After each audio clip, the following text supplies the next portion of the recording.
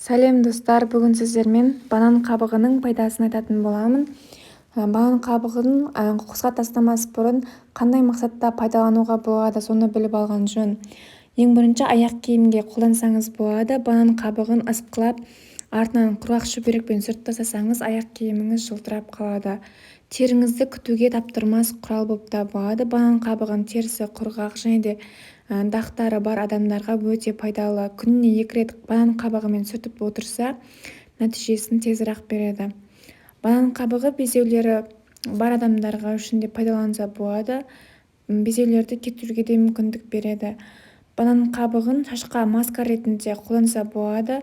Банан қабығын блендерден өткізіп, оған кішкене ғана су құйып маска жасайсыз, яғни қаймақ тәріздес болады. Соны шашыңызға жағып 30 минутқа қалдырасыз, сонымен жуып тастайсыз. Бұл масканы аптасына 2 рет жасаса, шашыңыз жылтырланып, едәуір өсіп қалады. Достар, пайдалы болды деп ойлаймын. Менің каналыма тіркеліп, лайк басып қоюды ұмытпаңыздар.